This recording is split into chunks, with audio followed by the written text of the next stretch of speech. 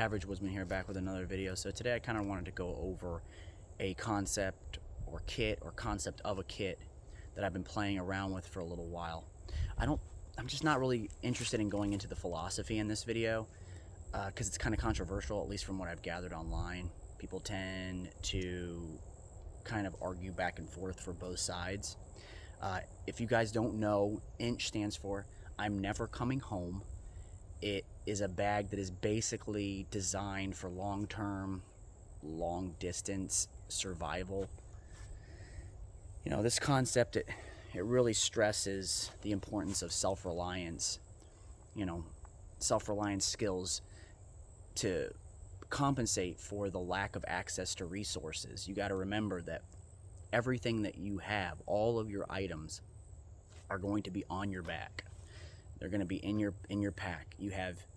There's no resupply, there's no homestead, there's nothing like that. Everything is going to be in your backpack.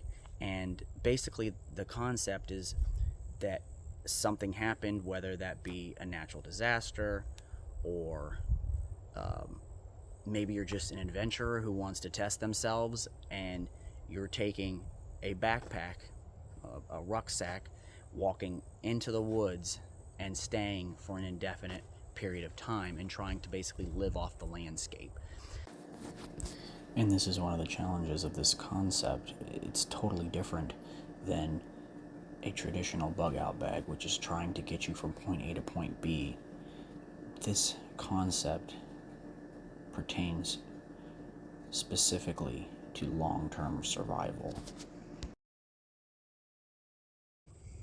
So the backpack itself is the Waysport Reindeer 55.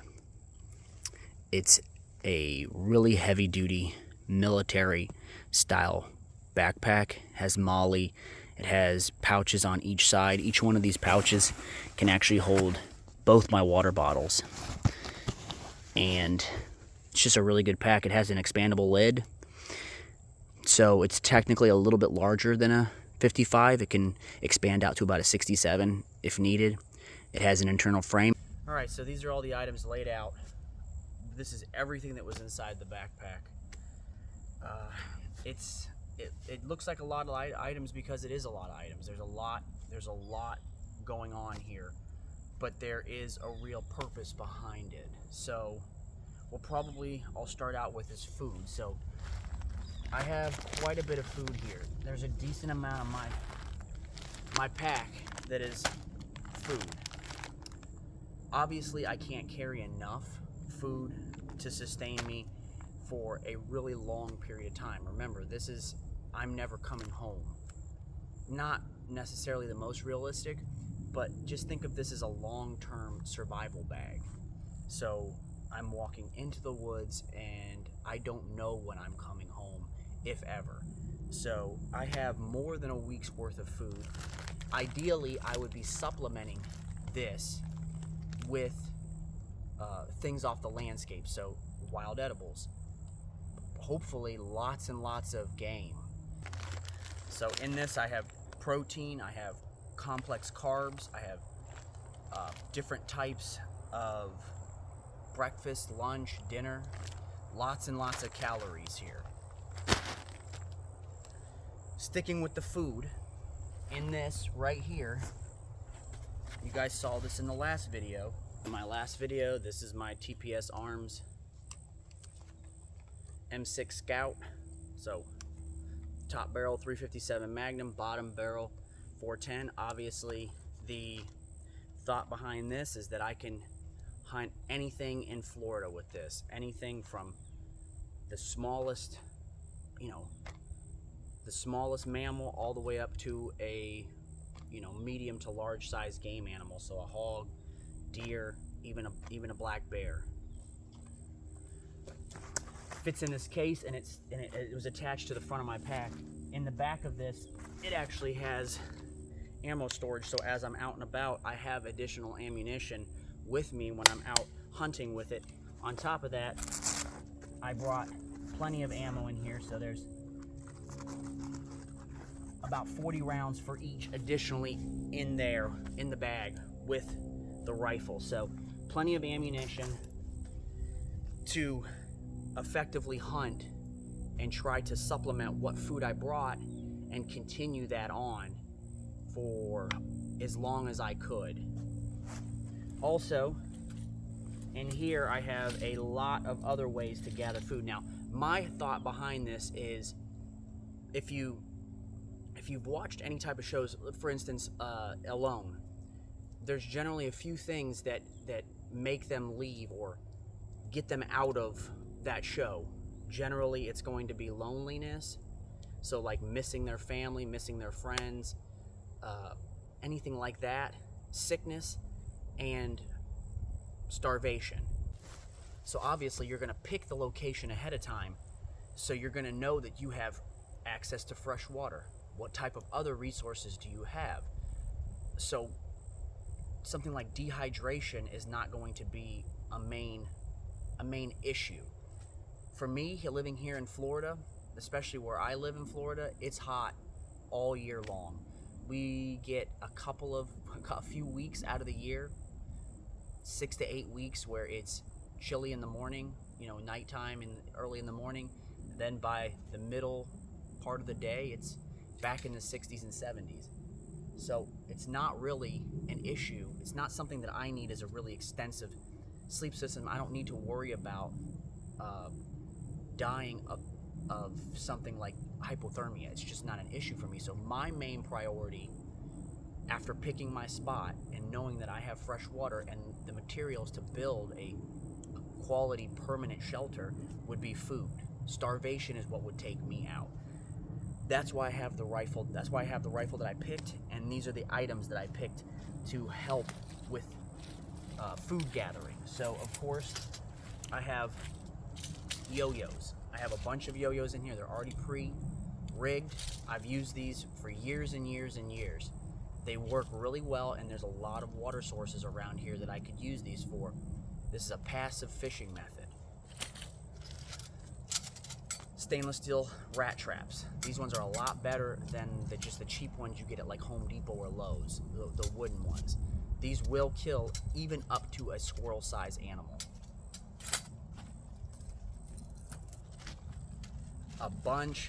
These are a bunch of cable snares, a lot of cable snares. Now you have to remember, with something like a snare, generally speaking, this is a one-time deal. Every now and then you might be able to reuse it, but even cable snares are generally a one-time deal, so carry as many as you want. I have 20 in here. And then last but certainly not least, 110 conibears. These right here are the money maker.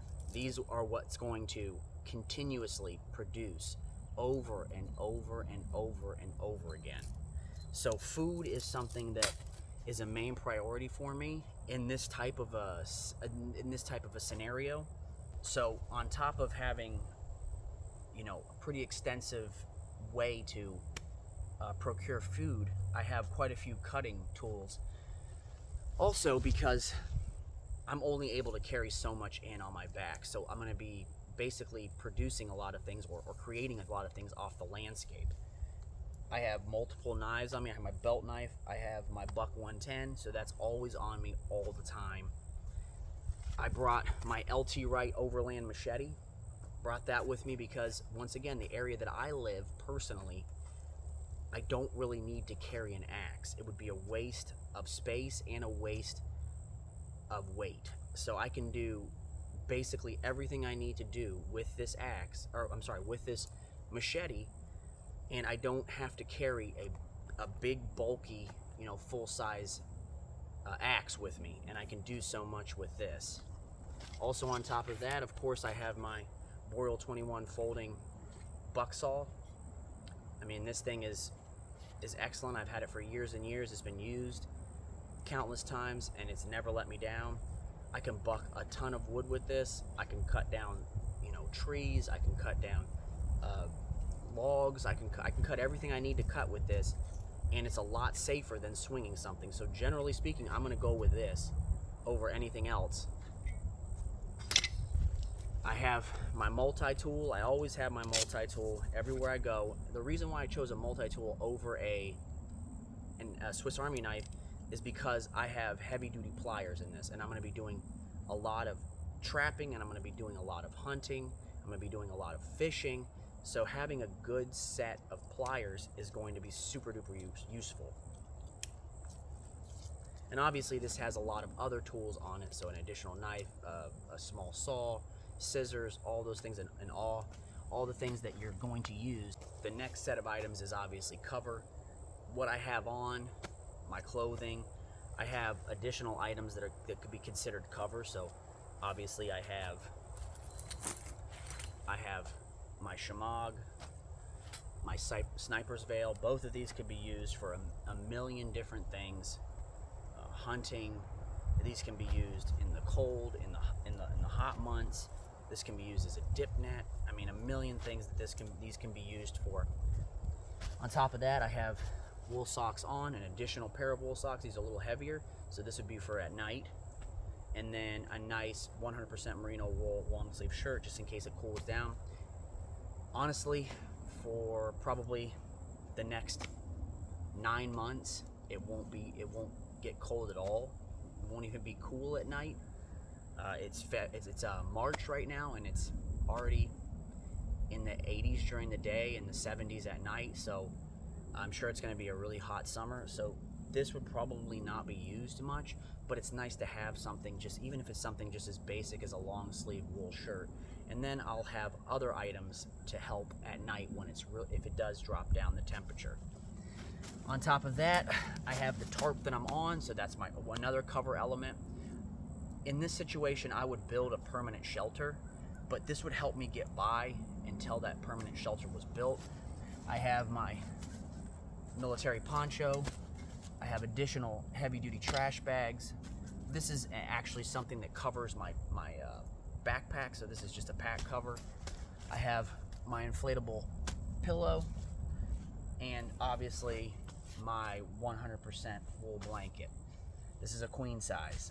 That's really all I personally need for where I live.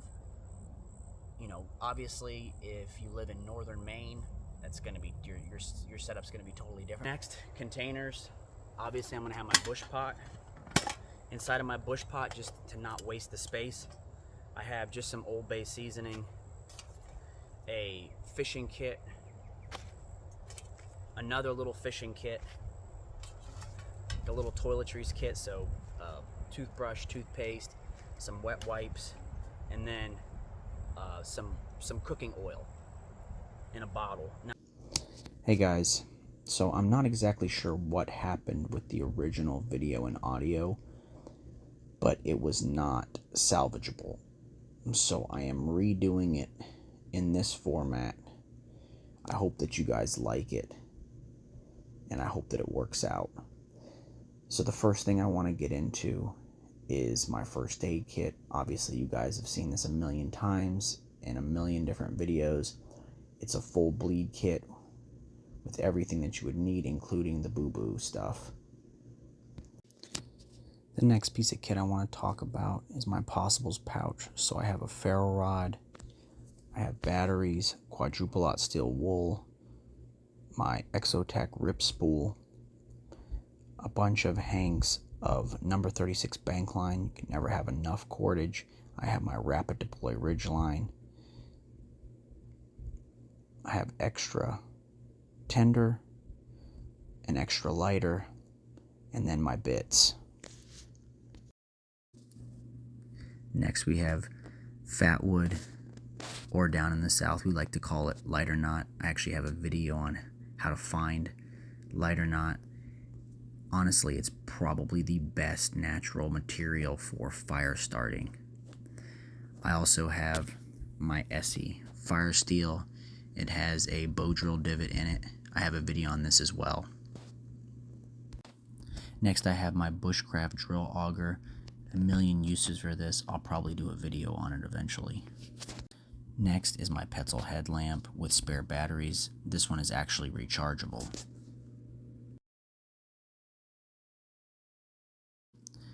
So I have a couple of chem lights, my leather mechanics gloves, a leather strop. This is obviously for tool maintenance. And then a couple of spare magazines for my Glock 19. Next, I have just a massive roll of number 36 bank line. Next, but certainly not least, is my Help People Gear chest bag.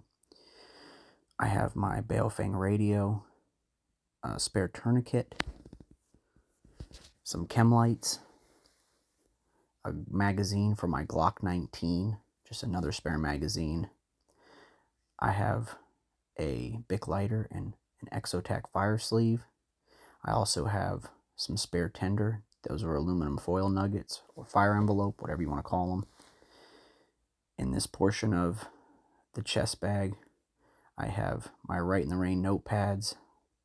I also have a emergency space blanket. I have some hanks of number 36 bank line. I have my notepad and map cards. This has like my pace count, all those types of things in it. I also have my Soon-to MC2 compass, and then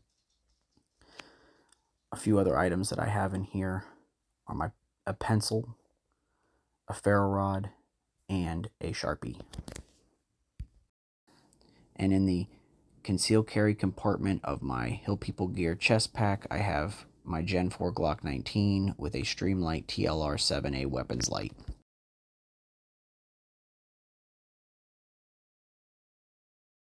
Alright, so that's the items I would carry in my inch bag.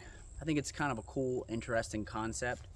Like I said, I don't know how necessarily realistic it is to just kind of walk off into the woods with just a backpack and basically live forever off the land.